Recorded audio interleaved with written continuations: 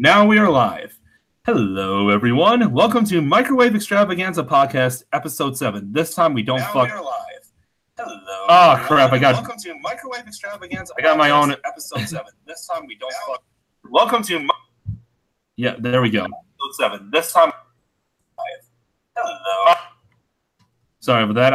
I had my own stream up. Whoops. That's cool. It's all right. Where's the hangout? Here we are. All right. There you go. Yeah. Yeah. So, welcome to the most professional stream on the internet. Always said with just a truckload of sarcasm when I say that. Thank you all for joining us. Today, we try not to fuck it up, although I definitely did for the intro. Please welcome my guest, Charles Marlowe, formerly known as Vegan Cheetah. He is a vegan blogger, and you don't like the term activist because you don't do a whole lot other than, for veganism other than tell people about it. You hate it when people say that. I mean, that's kind of your channel is vegan drama, right? Yeah, it's pretty cringeworthy, but some people could call themselves online activists, but it's not really what I do. You know what I'm saying? So, yeah. Well, I enjoy your content. I found out about you because Vegan Gains, I could always tell he was off. And of course, Mike the Vegan is pretty much a Vegan Gains clone, or whatever. You don't like Mick the Vegan? What? You don't like Mick the Vegan, or? Yeah, Mick the Vegan? Mick, Mike. No, because he's just as abhorrently obnoxious and condescending. Like, yeah. if you want to tell someone about... You see, I actually am making a video right now called Why I'm Not Vegan, But I Love Them. Because you guys actually taught me about how very little people actually pay attention to what they put in their mouth. Yeah. That's kind of why I went to organic paleo. And actually, sometimes I do eat kind of a vegan diet sometimes where if I don't have any organic meat in the house where where either I killed it myself or I know the person, I'll actually just eat plants. I don't eat cheese because, cheese is heavily processed, but whatever. And I think if it wasn't for you guys, I probably would have still eaten the typical Western diet that's full of processed crap and does not give a shit about animals, Yeah, for sure. Absolutely. I just always looked at the intelligence hierarchy and I said, I don't really find there being a problem with eating animal meat. However, I don't think I'd ever go full vegan. I think I'd still, if I ever lost the meat part of me, I think I just wouldn't eat cheese. I think I'd still be okay with eggs, as long as I know where they come from. I don't think that's the worst thing in the world. What are your thoughts about it? A lot of people do it. That's for sure.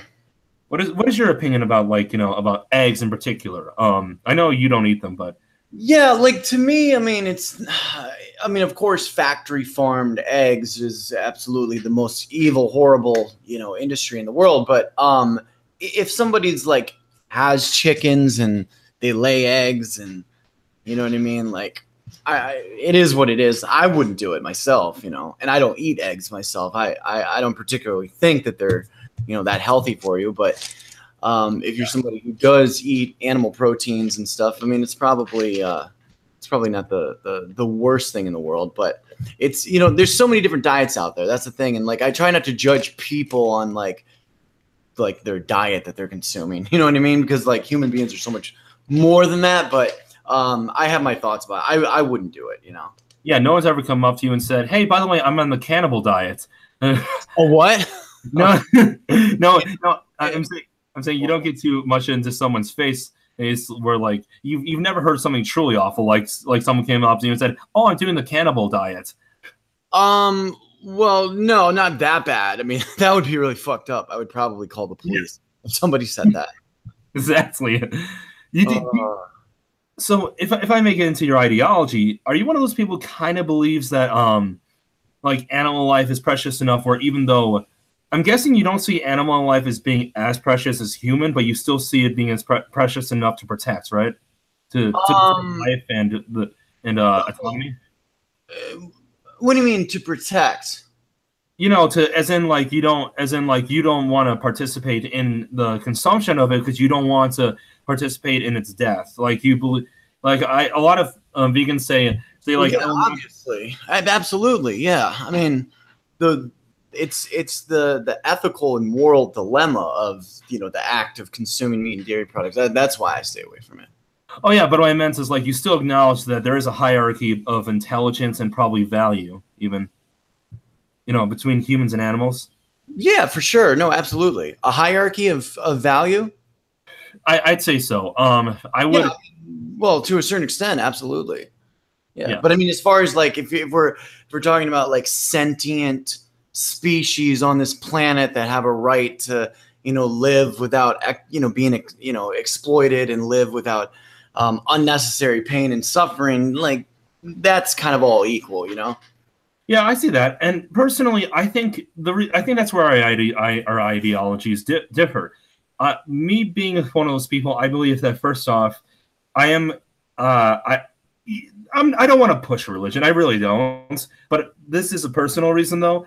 I believe in a God, and I do believe that, you know, if God made animals that are predators, he would then think that there is, you know, a certain amounts of, you know, the right of all animals to eat what they need to survive. And it's undeniable that humans are opportunist eaters. We are omnivores. You know, we have I don't disagree with that. I can agree on that maybe human beings are omnivores. So we're on the same page there.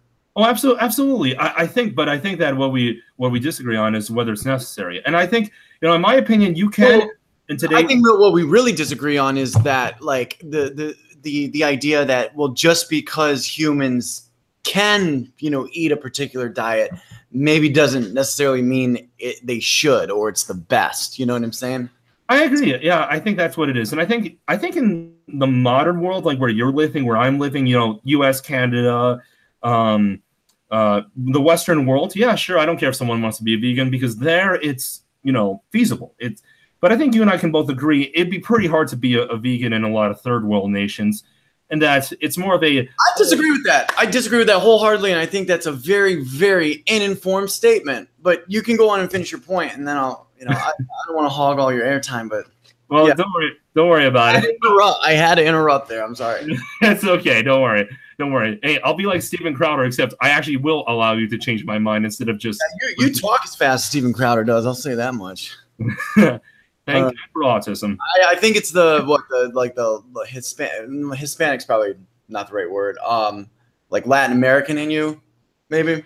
No, I'm pretty sure that's because I have autism. Oh, okay. Do you really? I actually do. But here's the thing: I've never. I'm gonna just quickly say something really quick. I might even come back to this later, but yeah, I don't want to sidetrack your whole gig. I'm sorry about that. No, don't worry. But this is actually something interesting. I actually have kind of a beef with a lot of the disabled community in general. I even hate the word disabled, because it's kind of almost like learned helplessness. So many people nowadays are taught to not try. Especially people with mental illnesses. Some people even want to take away my right to own a firearm because I'm mentally ill. Even though the overwhelming majority of people who have mental illnesses are capable of doing harm and don't do it. Yeah, you know, and absolutely, yeah. And they ignore how a lot of gang violence is carried out by non-mentally ill people, you know, and so. But I have a personal qualm with a lot of the disabled community, because they don't say, okay, I understand you have Down syndrome. You'll probably never be able to be a rocket scientist, but why not be the best person with Down syndrome you can possibly be? They're too coddled. And when I was a kid, I knew I was autistic. I knew I didn't know what it was called until I was old enough. But I knew I was different. I knew I had a hard time speaking to girls and speaking to other people. I did not accept that. I did not accept, like, I accepted that I had it, but I did not accept the results. I said, I'll never be perfect, and I'll have a harder time than other people, but bullfuckity shit, I can't do anything about it. I read a whole bunch of books. I read Dale Carnegie's How to Win Friends and Influence People. I read books about body language, what everybody is saying by Joe Navarro. I got out of my comfort zone. I regularly socialized. I've had 4 girlfriends in my entire life, one of which was a seasoned power lifter. Oh, wow. Yeah. Really? I used to date kind of a chick like that. Like she lifted weights and shit. And, you know, she was a softball, you know, the kind of the softball girls. But anyways. Yeah. So wait, let's go back to the vegan thing though. I really don't want to lose that thought. Right. But you get my point, right, though? You know, you shouldn't just, you know. I do. Absolutely. Yeah. And I appreciate you sharing that with me as well. Because I don't think we talked. I don't think you told me that last time we spoke.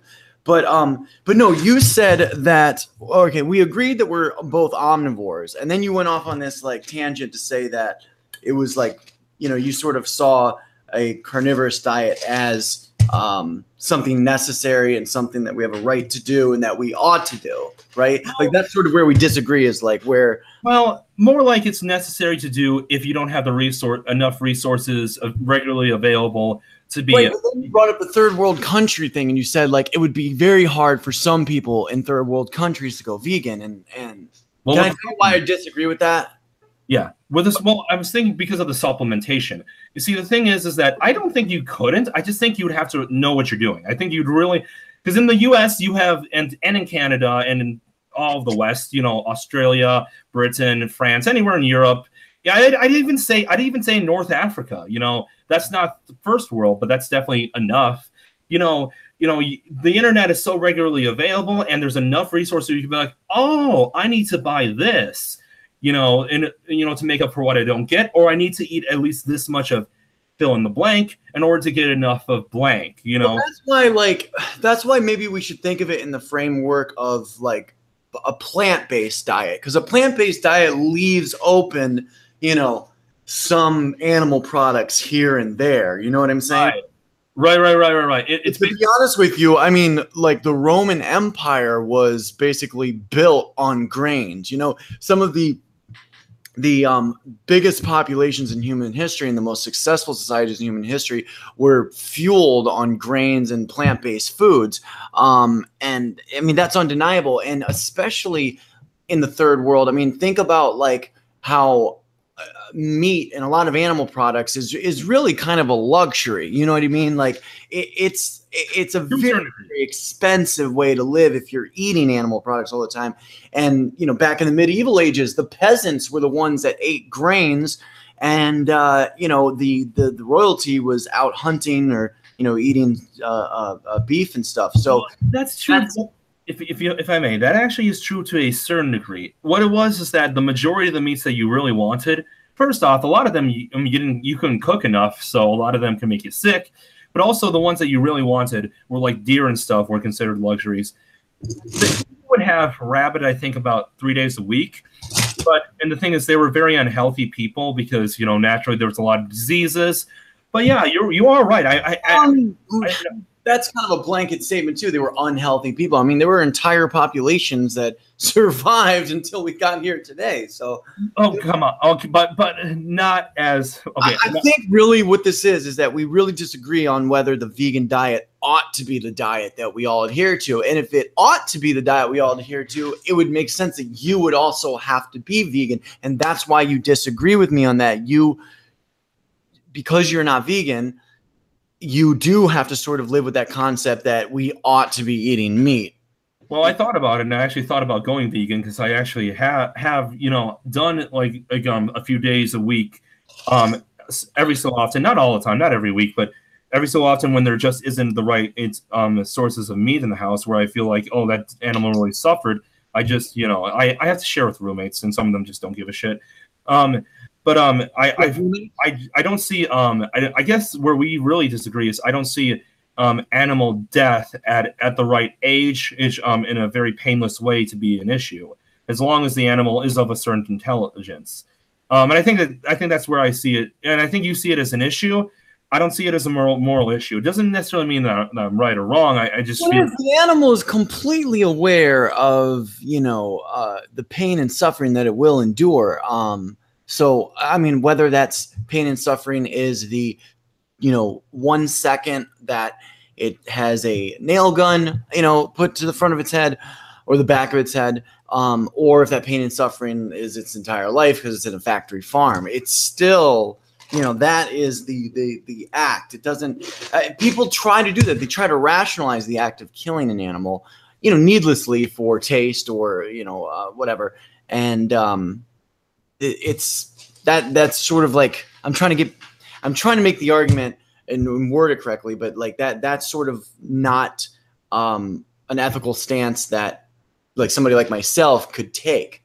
It's just it's. Oh, I get what you mean. I get what you mean. No, I get you what you mean, but I mean, Well, what would you say about this? Because this is kind of my belief as to why the like how much like whether or not the animal is able to feel pain or not isn't that big of a deal, especially since it's been shown that other animals that are lower intelligence, the lower in the IQ you go, the less total they can feel pain. They can still feel they can always feel. Well, who said that?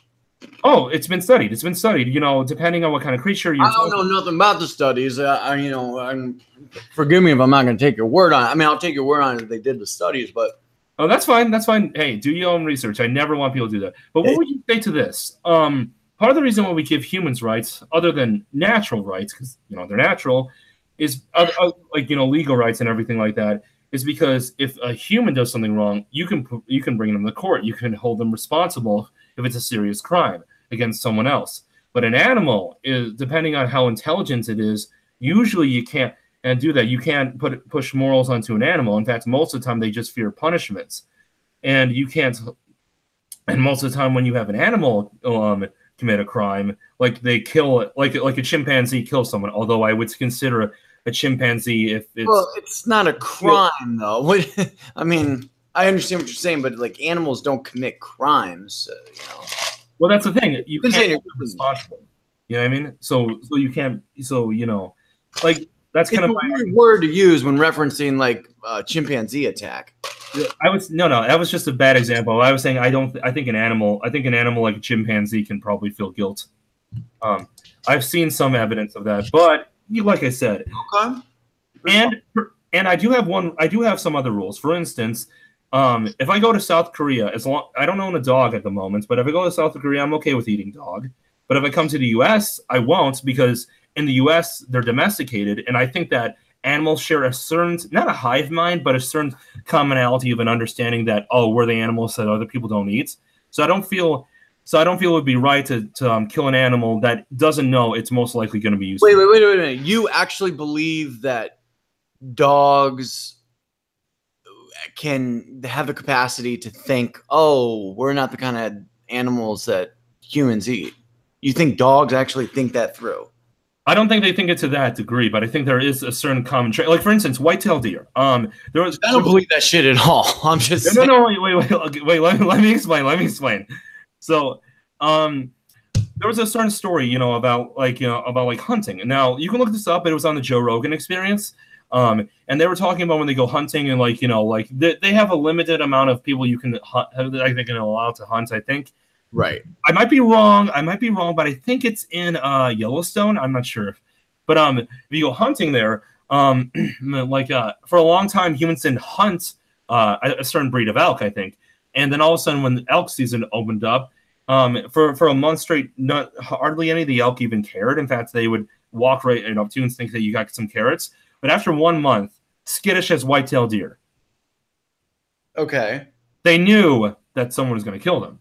And I think but although I do think that depends on whether you're farmyard or if you're wild. Yeah. Even wild dogs usually don't they get along with humans decently, but a prey animal will like that. Yeah, I mean, I suppose. I don't know. I've never I don't know. What would a wild dog be? Like something in a stray dog, basically. A dog that was born stray. Even that, I'm not sure. Like a stray dog could be anything. It could be very domesticated too. Well, I mean, a dog that maybe lives in the woods and comes down to the city to find scraps and sometimes eats birds in the forest, stuff like that. Right. Oh, okay. Yeah, even the most wild of dogs, except for the ones that have been tortured, tend to be friendly around humans. And obviously, like I said, I think it's wrong to force pain onto an animal. Killing an animal, then you have to agree, is forcing pain onto an animal. For such a small, short period of time, it's kind of inconsequential. There you go. You have to even give yourself the extension. You wouldn't say. It doesn't matter if it's 2 seconds or 20 years. Okay, I can see what you mean. In fact, I get the concept of if you do it at all, you're still doing it to some degree, right? It's cut and dry, but that's my opinion. That's fine. I will disagree and say, and I know this is usually used as a cop-out argument, but I'm going to try to use it as something that's not a cop-out. A lot of animals do kill other animals, and it's very much not fast.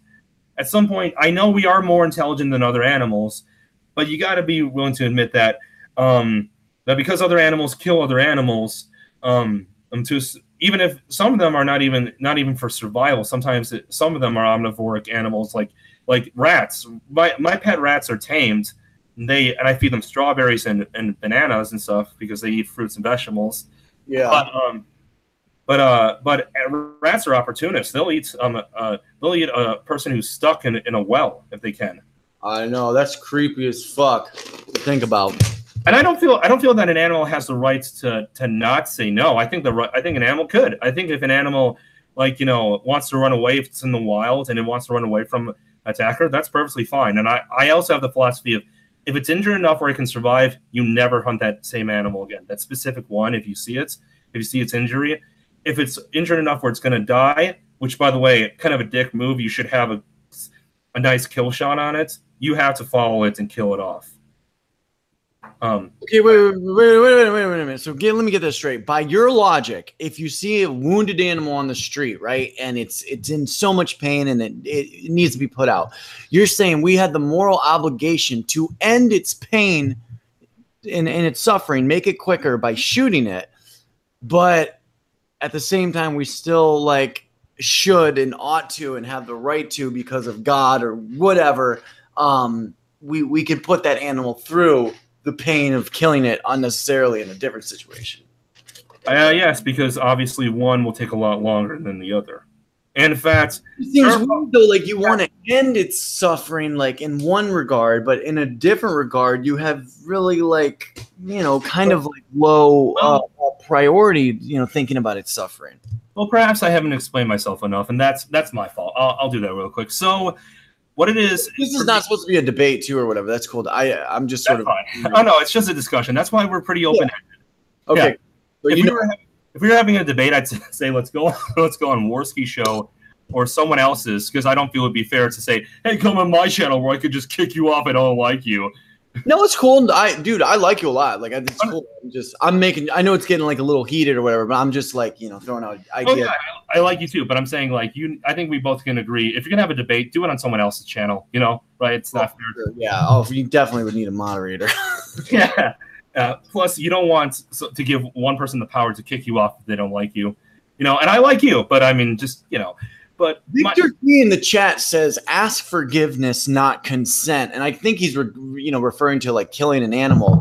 And is that would you say that in some way maybe the consent of killing the animal is not really a priority for you, but it's sort of well, I need to do this or I need to eat this because by God I have the right to survive. By God, I think we can all say, team yourself, team your own species. Yeah. So if an animal eats me, I'll be scared to death because I don't want to die, but I won't take it personally. I won't be like, oh my God, what an asshole. I'll be yeah, but I mean, you would. I would take it personally and fucking try to kill the thing if I could. Well, no, I'm saying you can defend yourself, but I wouldn't feel offended. I wouldn't be like, oh, you bastard. I would be like, oh shit, he's hungry. Run, find a stick, find something to kill it with.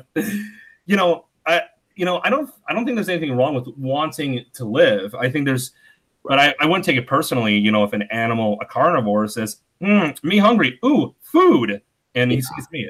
Yeah. I don't see that as him being if he all of a sudden learned how to speak though and said, and while he's eating me saying, "Hey, by the way, your liver tastes like shit. What do you smoke all day?" I'd be like, okay, that's a little asshole to say as you eat me. Yeah.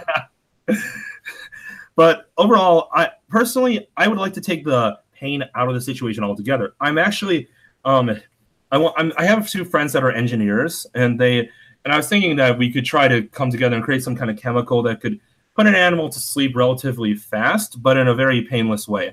It would be, so the process would be getting them really drowsy, then it's sleep, coma, death. But they would eventually their heart rate and their overall body functions would just slow down. And then you just eventually go unconscious, no pain whatsoever. If I could have that'd be perfect for me. I care about the suffering, not so much about the death of an animal that can't be held for its crimes if it commits one in court. Yeah, but it's like, well, I mean, I understand what you're saying there. I mean, it would be nice to, reduce the pain and suffering that you cause, reduce it as much as you possibly can. But, you know. On a separate note, would you actually, I think this would be something I'd love to do with vegans and omnivores. I think too many people don't have an idea of what they put in their mouth. And actually, I saw that one video by Unnatural Vegan about, or was it her? I don't remember whether it's her or someone else. But she was some vegan chick was talking about. Yeah, that's a great name to call one of them. Some vegan chick. That's probably a YouTube name somewhere. Probably, but was talking about how a lot of animal food, even the better animal food, is sometimes made up of other animal parts of like decayed animals, and some of them are even dogs and cats as well. Even if you're feeding your dog that. So I really would like it if if vegans and omnivores both came together and said, you should really think about what you eat, not just for health reasons, but if you're gonna eat meat that's not, that hasn't suffered. That's why I'm actually creating that video called "Why I'm Not a Vegan But I Love Them." It's because I think you guys actually turned me on into how little people know about their diets, and I think universally everyone could agree if we can't do everything that vegans want and vegetarians, then at least getting a whole step closer by uniting a bunch of different people would probably be a good thing, right? For sure. Building bridges definitely should be a priority amongst vegans and non-vegans. And, the focus, I think, should be plant-based dieting, reducing the amount of meat and dairy products that we consume as a society. Yeah, that's where my focus is for sure. And do you agree with me that, it's not a bad thing if you think that veganism will help, reduce your carbon footprint, but in all honesty, the things you put into your mouth are not really going to make that much of a difference when it comes to saving. Yeah, I don't buy into some of that stuff. I mean, the carbon footprint of a typical vegan on YouTube is probably far more than, the daily meat eater that lives in, Tennessee or Georgia or Kentucky. So, I mean, cars are going to have way more of an effect daily, and there's plenty of science to say that that the climate is not changing that much because of humans. It's only changing. I'm not convinced either. I think a lot of that is, Agenda 21 globalist propaganda, and in a lot of ways too. I think we might have touched on this the other day, but veganism and the plant-based diet is kind of like the new world order diet. And that's why you see like the World Health Organization, really pushing for plant-based foods and shit like that. But I don't believe in all the hype about the global warming stuff, to be honest. I have my doubts. I'm concerned about how much is propaganda and how much is actual reality. May I ask, are you deeply concerned? Have you seen that meme? No, I haven't. What is? Never mind. It's so. But you have to look it up. Yeah. But I think. Sorry for that. Oh, hey, Belvazar, what are you doing? Get off my keyboard. Here you go. You go back in there. Yo, my girl Booberly says you're still that you're subbed to Baked Alaska. Do you know him? Yeah, I don't personally know him, but I am subbed to Basic. How the fuck did she know I that? don't know, Booberly. How do you know that? Yeah, one of them. She's a globalist. As he could be Booberly, you might be a globalist. No, but has he gone live like recently? I haven't seen him anywhere. I haven't. I'm personally not into the IRL streams other than a little bit of entertainment. So you follow him for like the political stuff he did? Some of the stuff. There's plenty of people I follow that I don't even like as much as I used to. I still follow Ben Shapiro because I think on some moral issues he can be pretty sharp. I think he's done some good stuff. I think you can no, he does. But I think you can separate the art from the artist. Although I even follow Vegan Games because I think he does every once in a while have some good points when he's not like coked out of his mind. I swear to God, he must be. I don't think he does coke. I'm sure he's a fucking straight edger. He might smoke weed. I think he does smoke weed, but who doesn't? I don't. Well, no, I never wanted to start the habit. I was like, oh, I have a problem with video games as it is. Now I only play them once a week on Saturdays. I don't want to start. I want to control one vice at a time. Sure, absolutely. I hear that. I commend you for that too, brother. But yeah, I haven't seen him in a long time. Like the last stream he did, he took a drug test proving that he wasn't on crystal meth, and then I haven't heard from him. Yeah. You know, I'll say I've actually lost weight on the paleo diets because let's be honest, that's more of what our ancestors ate. So at least it makes it, I think you can be a paleo vegan. I think you can be a paleo just about anything as long as you take out the processed foods. Well, I think the paleo vegan diet is basically broccoli or no, maybe that's a ketogenic diet. No, keto's all fats. Keto's all fats, you know, and a little bit of protein. Okay, well, anyways, I'm getting mixed up here, but there are, you know, there's different shades of kind of like plant-based diets, but a lot of people do lose weight on like carnivorous paleo diets, you know? Yeah.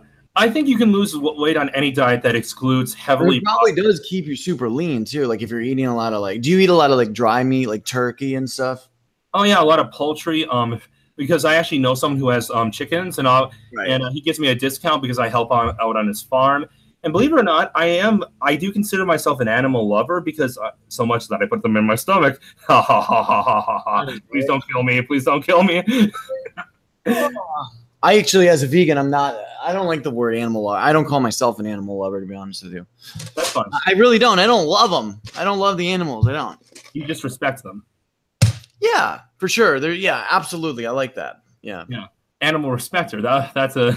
I do want to thank all of my people up in here. I see Burberly, Georgia, and Victor T and Jesse. Guys, thanks for hanging out in the stream with us. Yo. Do I got anybody from Milwaukee up in this house? If you are, shout it. There was a few people in here before I even shared the link. So yeah. Do you know any of your do you talk to any of your subscribers or anything anywhere? Sort of. When I can. I do like to keep a certain professional distance. I also believe that this is for me a hobby. Because I've seen Channel Awesome and where they went. I've seen plenty of people in Hollywood. yeah, exactly. I've seen Ben Shapiro. I've seen people on the left, on the right, everyone of any kind of fame. And what happens? I just say, you know what? I'm fine with being popular. I'm fine with being famous, and I believe in being good at my hobby. I really like. You should check out the importance of taboos and shames and shame part 1 and part 2. Those are both videos I released on my channel. I really put a lot of work into those. With that being said, I always feel I'm going to have a regular job and then do this as a hobby so I can so I don't fly too close to the sun, if you know what I mean. Sure. Yeah. No, I hear that. I definitely hear that. Yeah. I mean, how much do you think fame really destroys people? Because right now I'm working on part 3, which is about fame. You know, do you think it's all about pride? Do you think maybe it leads to a lack of introspection? Do I think it destroys people? Yeah. Do you think it can? I'll keep it open-ended. I'll keep it open-ended so you can answer how you like. I feel like, any sort of measure of notoriety, or measure of, admiration and stuff it's something that happens within the human experience that is kind of tricky. It can be tricky. And I think probably, even if we're talking about like a micro fame level, I've literally seen YouTubers throw away their ethics and morals of veganism to become, fast food mukbang channels and, go from being vegan to like consuming meat and dairy products just for the fame of it. I've seen that kind of shit. So I think it is tricky, man. I think, in a lot of ways you do have to trade off a little bit, and I can't imagine if you're like a Hollywood celebrity, how much, God knows what those girls did. I mean, the Harvey Weinstein shit came out and then it was just like a witch hunt, and a lot of people didn't make it through that. So, and imagine. I do think it can destroy people for sure. And imagine someone, in an industry like Hollywood, like the music industry, like any industry that's all about subjective opinions, and you're a nobody. Imagine how easy you are to manipulate, Well, yeah, and especially if you're like 17, 18, 19, Crazy. Yeah. I mean, imagine it, and especially since women are more agreeable. Dr. Jordan B. Peterson, who I've had some qualms about, but I think overall he's a pretty good guy. I think, I'd never see anyone as perfect, and this is why I believe in God. But you know, that's a different subject. He even talks about how women are more agreeable than men. You know, they're less assertive, so they're a lot easier to manipulate than men. Yeah, for sure, absolutely. Yeah. But they're supposed to. That's the way it's supposed to be. That's the way God made us. Yeah. Do you believe in God? I'm just curious. Or what do you believe? I mean, I have a sort of vague and distant, you know, visual of a higher power when I think. You know, I would say, yeah, I would say that. Yeah. All right. Yeah. Yeah. I was shouting heretic as a joke. A heretic? I mean, I'd like to think not. I was baptized in the Greek Orthodox Church, so at least I'm saved. Yeah, exactly. There are no Greek Orthodox churches around me except in like downtown Milwaukee, and it's like Russian Orthodox. Yeah, there's probably one in every like major city in America. But what is it? Olive. My cat's howling. Can I see him? Can I see her? You want to see the cat? Yeah.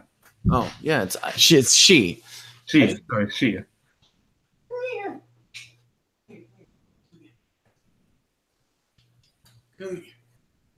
What are you doing? Get down. There you go. I'm just gonna close the cage. There we go.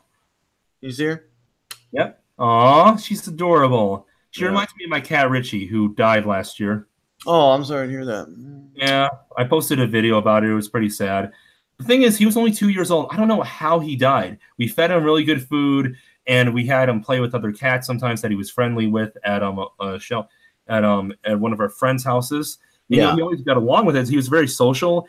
We sometimes, like, you know, I take him into the vet no matter what. But 2 years old, and we didn't find him for a day, and we're like, "What's going on? Where is he?"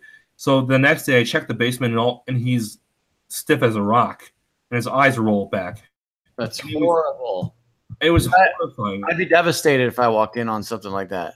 I was, and I demand. Me and my roommates, we pooled our money together, and I even asked my mom for some money and my dad too, and they both, even though they're divorced, they both gave me a little bit, and we used the money to take him to the vet and to get an autopsy done. They couldn't even figure out what was wrong after that.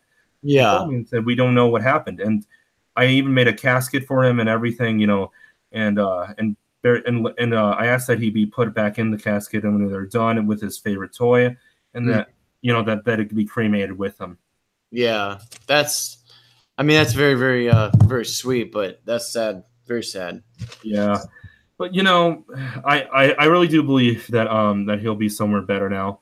I think that animals do have souls, but I just don't think that I just don't think that they're as important as humans. If we were going towards they're not, and it's interesting too. Like, I think about that. Like, if we have an afterlife, what is an afterlife for other sentient beings on this earth? But like, we have a reason sort of to believe in an afterlife because we sort of have a moral compass, and where we go after we die is pretty much, I think we would agree, is determined by sort of where you fall in your experience on life on a moral compass, and animals don't really have that. So it's a little bit stranger for me to think about. I'm checking out the chat. It doesn't look like anyone here comes from Milwaukee. I mean, if you are, let me know. You know, Milwaukeeans out there. There's a lot of people from all over we got, how many people up in here? We got like 29 people up in here. Yeah, nice. Yeah, that's pretty good. You know, yeah. But all over the world, that's for sure. Yeah. Go Admirals, right? Yeah. By the way, I think that this is something that I really, when looking at someone like Vegan Gains, he really scares me because a bunch of scientists. It scares you though? He doesn't scare me personally. I could kick that bitch's ass pretty fast. He's only 3 inches taller than me. That's nothing, and I do jiu-jitsu. But the thing is, he scares me when it comes to how he's gonna hurt other people, because I think he might. Because he's very antisocial, and yet at the same time, he doesn't look like he wants to be. You know, you do vlogs, but that's purely for fun. You know, you have fun with it.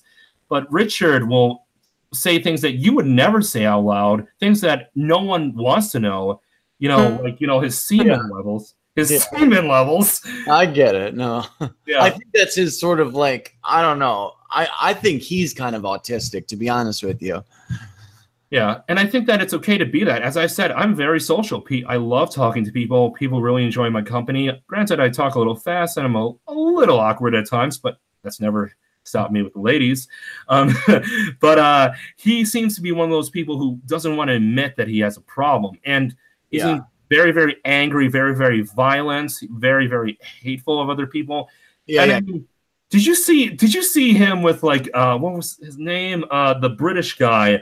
One of another fitness YouTuber, Big Beard, and his name is Lex Fitness. Did you see that? Oh yeah. Well, that was like almost 3 years ago, I think, where he met Lex Fitness at the expo and like trolled him and like he's like, I don't know. I think Lex was like apologize to her, like apologize to my wife or whatever, and yeah, he was just like, say cheese and taking pictures. And here's the thing: Lex made a video that made it make so much sense because Vegan Games is the one, and his friend are the ones who posted the video, and they put in like the subtitles, right? But nobody heard a word coming from Richard until he turned around. Yeah. And not only that, Lex actually said, "You know what? Okay, if you want to really fight that much, I'm in Montreal right now. That's 2 hours away from him." Yeah. And said, "If you want to fight, we can do it safely in a cage. I'll pay for your gas. You can come follow me. Come on. Come on. He didn't say all that. Well, no, he did say, I'll pay for your gas. He literally said that. Oh, I don't remember that part, but I didn't see. I just saw when Vegan Gains went to go meet him, you know? Oh, yeah. And he said that when you came up to me, you didn't say a word to my face. Your little friend and you put that on later. And then he said, or if you come down here, you can still come down to Montreal, even if we don't fight, and we'll just work out together. An olive branch of peace he offered him, and not only did Vegan not respond for a while, but when he did, he said, and like this was after Lex had said, okay, now I'm out of Montreal, I'm back in Britain again. Yeah. Vegan Gains waited till then and then said, yeah, it's really easy for you to go ahead and make threats to me all the way over there in Britain and. But again, as you don't have the real toughness to face me in real life. Yeah. And then he did finally apologize to his wife afterward, but still said, I still hate your guts, man. You're a pussy. I'm thinking to myself, oh, isn't that convenient? You wait till he's out of Canada, and then you rip on him. He said, Vegan Gain said that in a video too? Yeah. That's such an old drama. Like, I know. That got him a lot of views, though. I mean, the Vegan Gains really started coming up after he did that shit too. I know. I feel like that act too, like meeting Lex Fitness and stuff, propelled him a little bit. You know? Yeah, I think. But the thing is, the reason why I bring that up is because he hasn't really changed much. He's stayed this little shit who doesn't have the balls to admit when he's wrong or admits when he's just being a dick. You know? Yeah. He's. I mean, yeah. He definitely. Got his faults, right? Yeah. And hey, you know what? If he really loves Jasmine, that's fine, but he married the first girl who said yes. I know. I totally do. I think he was a virgin before Jasmine, to be honest. Yeah. I'm a virgin now. I'm waiting till marriage, but I've had girlfriends. That's cool, but it's like, you know, I definitely think Jasmine is like his first love. I don't think he's ever had a relationship. Yeah. Yeah. Which, well, it is what it is, you know, and then they're happy. You know, I'm happy. Yeah. Yeah. It was weird, and I don't know. Do you remember when Jasmine like sort of got cold on him for a while, and he uploaded a video? Remember that shit? Sorry, my apartment's on the ground level. Oh, gotta close this window. Sorry. Go on. Never mind. No. What was it? What did I say? Do you remember? Oh, do you remember when Jasmine like sort of broke up with him like way before they got married? Yeah. Remember he had to make a video about it, and he was like crying in the video. Yeah. You know, hey, if they really love each other, you know what part of the reason why I did so much self-improvements? My first girlfriend was a demon. Not literally, but, you know. And I think that after she left me, I suffered for like 3 months on my own. And then I woke up and realized she wasn't great at all. She wasn't even that interesting. And I realized the reason why I loved her so much, like to the degree that I did, that I had one-itis, not where like, oh, I care about you, we're dating, hooray. No, I was like practically obsessed with my girlfriend. And yeah, we were dating, we kissed and everything like that. Right. You know, I met her parents and everything. But the reason why is because I was fatter. I'm still a little fat, but I have some weight to lose. How fat are you? Oh, 264 pounds. How tall are you? 6 foot. You're a big dude. Yeah, I know. I'm Latino, which is I not have a face. You're like kind of anon on the internet, right? What? Are you like anon on the internet? What does that mean? Anonymous? Like anonymous, yeah. Because not really anymore. I've actually shown my face a few times, but I like my angel persona. I still use it for fun. Yeah, that's cool. I respect it. Yeah, and I'll show you my face. Hold on. Oh no, I wasn't. It's just somebody was like, somebody asked in the chat, does he not have a face? There he is. Yeah. Do you like the gradual? Yeah, the military cut, high and tight. And actually, every day I'm shaving it a little lower so it can blend. That's what's up. Yeah. Nice. But anyway, I enjoy it. I've lost. I'm now down to 220. Nice. And according to the military, if I was really lean, which I don't want to be, I want to be like 210, and like in muscle. But that's going to take a lot longer. So my ideal goal right now is just 200. But the military said from someone of my age and my height, I'd have to be 190 if I had no muscle on my body. I see. Yeah. That would be super, super lean. Yeah. But lean enough where it's right, you know, that's like 10% body fat if you have no muscle. But still, yeah. The thing is, I had a problem with food. I used food as an emotional barrier to the problems I had in my life. I played a lot of video games. I watched a lot of porn, and still? No, I don't. I gave it up. I gave it all up, and it's not godly. Yeah. Well, yeah, exactly. But I wasn't as much into my religion back then either. Yeah, true. Yeah. In fact, I was an atheist for 2 years, and then I came back to the faith after this girl dumped me. I actually came back to the faith a little earlier than that, but I was kind of a casual Christian. I wasn't really a good Christian, you know, with the whole porn thing, and I thought, okay, God's out there, but he probably doesn't care too much. It wasn't until this girl left me and I finally healed emotionally that all of a sudden I realized I was wasting my life looking at porn because I was lonely. I was wasting my life playing video games because, you know, I didn't have a whole lot of side projects going on. And I was also wasting my life holding on to one girl and trying to eat myself into comforts. And I realized comfort was the enemy. So I got rid of that and I said, fuck this. This is awful. I'm not happy, you know? Yeah, yeah. Yeah. So I know some people go down that hole and it's really hard to dig themselves out. You know, I've been down, like, you know, I've had my depressed times in life, you know, and it can be really, really hard to dig out. But yeah, definitely dropping the porn is a good thing. Yeah. Let's be honest. That was even the first one of my 2 videos. My first video about the importance of taboos and shame was talking about how I don't want people to go to jail for watching porn or for making porn, but I want people, unless it's child porn, obviously, that's awful. But right, for sure, yeah. Without saying, yeah, regardless. But I said that, you know, can we just admit to ourselves that the reason why people watch porn is because they're lonely? You know, can we just realize that it does nothing for you? It gives you instant gratification. It makes you afraid to go out into the world. No, for sure, yeah. I mean, it was like, for sure, yeah. It's been a long time since I've consumed porn, you know. I've like, you know, I kind of woke up early about it, like years and years and years ago. But now, like, I've been like the whole industry, it is related to like the mainstream. The mainstream's related to the porn industry, and like it's very like conditioned into us that it's like acceptable and that it's not even immoral when it is. You know what I mean? I don't think it's acceptable for society, and it is immoral. Yeah. Hollywood tries to promote it as sexually freeing for women. Bull fuckity shits. All that shit, dude. Yeah,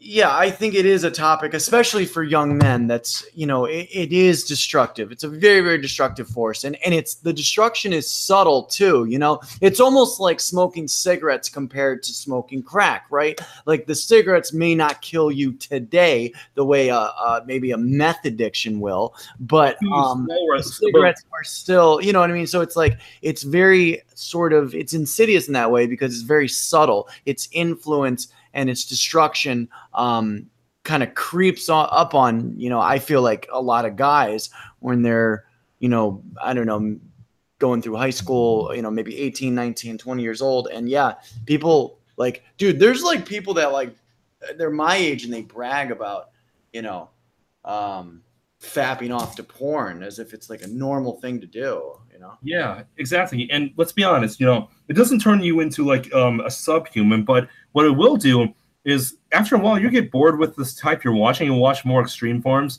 Like I got into prego porn at one point, so I got into some bondage stuff. I'm so glad I'm not into that anymore. Now, granted, I wouldn't have a problem if, you know, every once in a while when me and my future wife want to spice up the bedroom, because like I said, tell marriage, I'm not going to be celibate. But if we want to spice up the bedroom, you know, if we like, you know, if like we tie wrists, but that's it. You know, I don't want to get too much more crazy. No toys, no nothing. Just, you know, like very light stuff, you know, and maybe a little bit of rough play. But, you know, that's well, and I'll be honest with you, like, because I have like my, you know, I have my things, right? I've got my kinks and my fetishes or whatever. I won't get into it on this stream, but you know, I do feel like the pornography influence especially in my teenage years really did sort of like it heavily influenced like who I am and like, you know, what I'm into with my, you know, my female partner. So it's yeah. I think people should be careful, you know what I mean? And I think I do think more, especially guys, but I mean, girls, I've heard about girls that are addicted to fapping to porn. Like it's out there, you know. Well, not fapping, but fingering, but yeah. Well, yeah, I use fapping interchangeably for girls and guys because I don't know, it's just easier. But you know, so I don't think we should downplay the effect it has on women as well. But I do think there's a lot of men that are, you know, essentially addicted to porn, and it ruins your, you know, like you said, you know, if you're watching porn every night, you're not going out and meeting, you know, real women in the flesh or whatever, you know, and it's not how God wants us to live, you know? Yeah. And even for you atheists who'll be like, oh, well, I don't believe in God, so it doesn't count. Okay, fine. Let's go down that path of logic. Are you really doing it because it's just so good? Because those tits that are completely fake and those positions that really are not as fun to do as they are to watch? Is it really because, you know, it's just fun, it's just entertainment, bro? Or is it because you're afraid? Is it because you're being a beta male? Is it because you're being an incel seller? Is it because you're avoiding the struggle of, you know, losing weight, finding some fashionable clothes, and being a desirable male that can feel a truly fulfilling relationship, right? Right. Yeah. I mean, that's the thing too. It's like, you know, it's like, it's a really bad pattern, you know, and, you know, yeah, I mean, I feel like there's probably somebody will watch this and will listen to this, and they're probably out there in the world, and every night when they get home after work or whatever, you know, they have their nightly routine that includes pornography consumption. And, you know, that person is stuck in a lifestyle, is stuck in a psychological, you know, frame that can be very, very hard to get out of, and that will be very destructive to their life. You know, it'll. Oh, dude, you froze. Oh shit, Charles, can you hear me? Yeah, are you there? Oh, there you go. Just to finish this thought, it messes up men and women's relations as well, you know, because like you said, you can grow tolerant to a certain kind of pornography, and then that's not enough anymore. You have to consume more extreme, you know, formats and stuff of pornography. And it's the same way, like when you know, there's dudes that are impotent because of their pornography consumption, and usually that can be fixed, but it can take a long, long time, you know.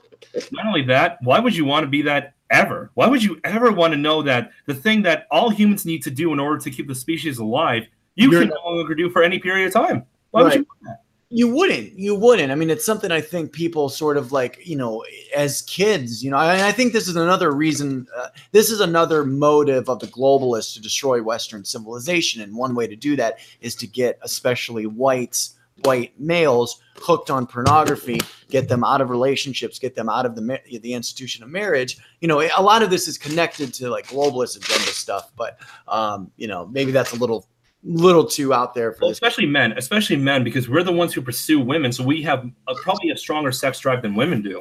We probably have a stronger sex drive while they have a stronger connection to children. You know, because and the vegan gays. Well, you see, as a vegan, I believe that people should just stop having kids. There's too many people in the world. Oh, fuck you. That is, yes, and I have a huge problem with that too, because a lot of vegans say that stuff, and that is very like anti-American, anti-Western, anti-white propaganda and rhetoric that we hear from the globalists. And then the vegans, and especially vegan gains, it's weird for him to say we shouldn't be having kids, right? When he's been so vocal about the the Islamification and the Muslim influence on the West. He's been very vocal about that, and yet he spouts off anti-Western rhetoric with his anti-natalism vasectomy bullshit. Well, not only that. I mean, think about it. We have so much food in the U.S. and we're not stealing it from other countries.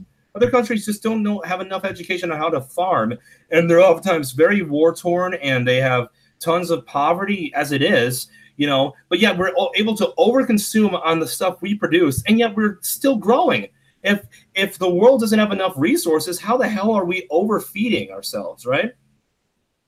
I mean, come on, right? You lost me a little bit with that thought, to be honest with you. I'm saying they're going to say like, oh, we won't have enough resources to feed the world. Bullshit. Oh, we already do. Yeah. I mean, it's ridiculous. Yeah. By the way, you want to know what's probably the most anti-Christian movie of all time? Anti-Christian movie? Yeah, because I think like there's a lot of satire movies, but they're just purely for laughs, and they're usually just anti-establishment movies. They're more like, oh, I hate it when Christians tell me what to believe movies. They're not so much Christianity's bad. Okay, what's that? The new movie Mother. Have you heard of it? Mother. Who's in it? Javier Bardem and Jennifer Lawrence.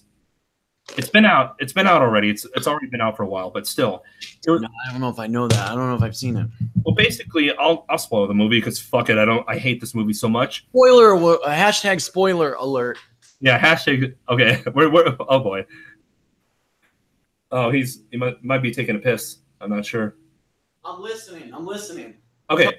I can hear it. I'm just getting some water. Sure, that's fine. The movie Mother, essentially, there was something that Lauren Southern talked about in her book Barbarians, about how people will hide language by like over talking to hide what they really mean. And I can't believe she didn't just say it's called jargon, because that's literally the definition. But everyone constantly comes up with new words for the same thing.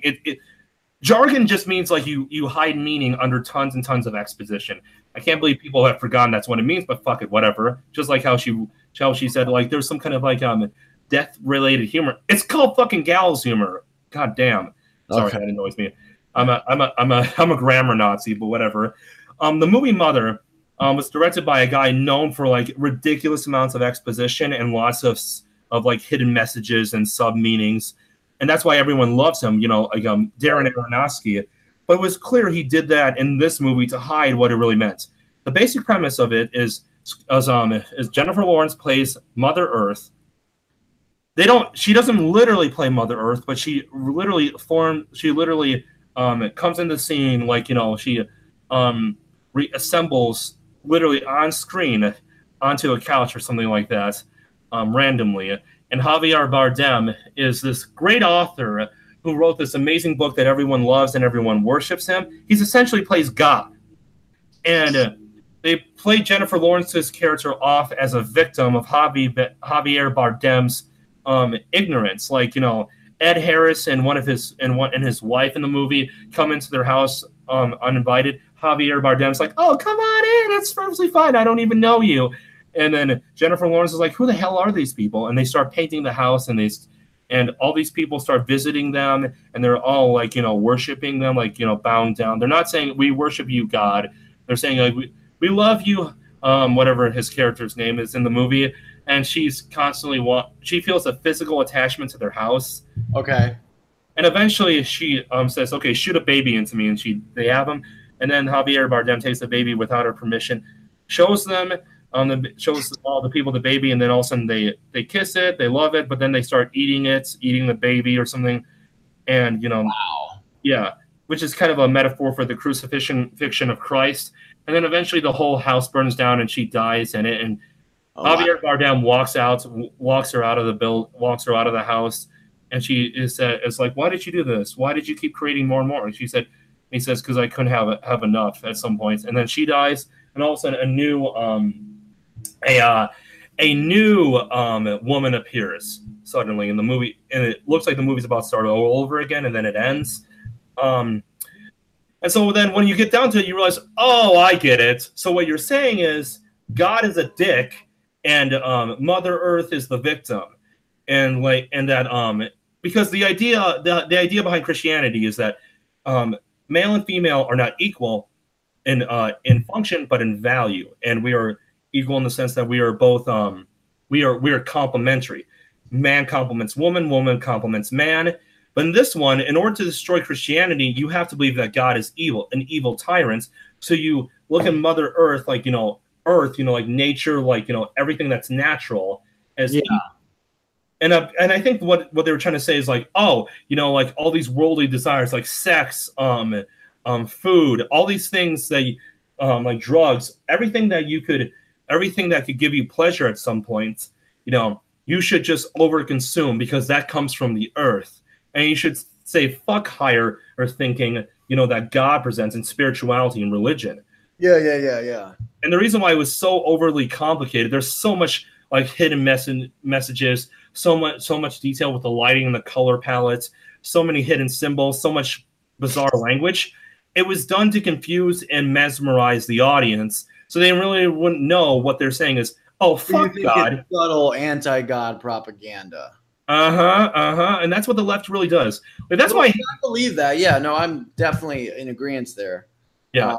Which is bad. Like, here's the thing. The anti-God propaganda and the anti-Christian propaganda, it's bad because it's been such a strong functioning institution that's sort of like been part of the backbone of Western civilization.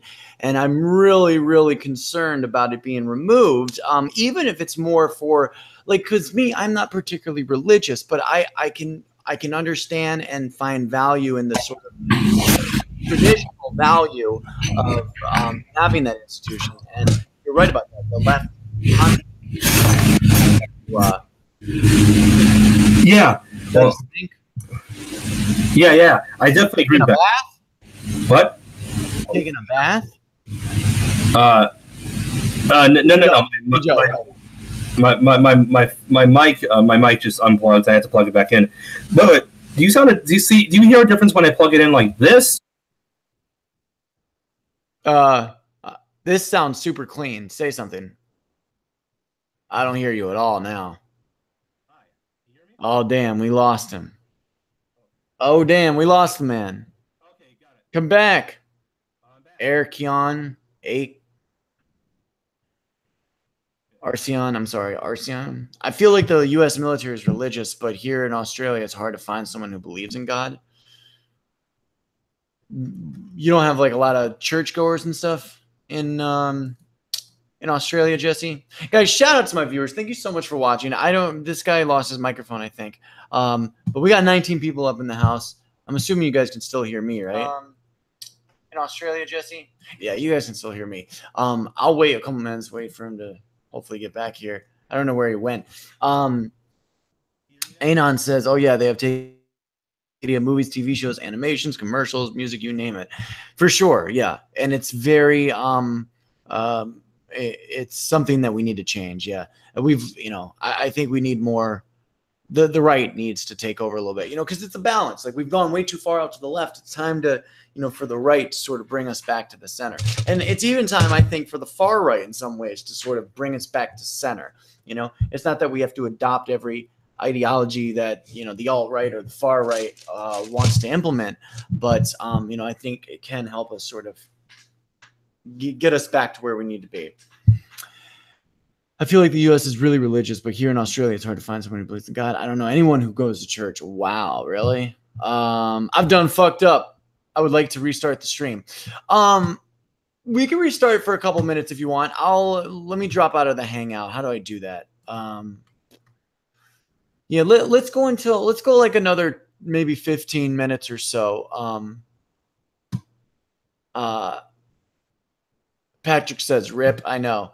I'll drop out of this Google Hangout. Well, here I'll text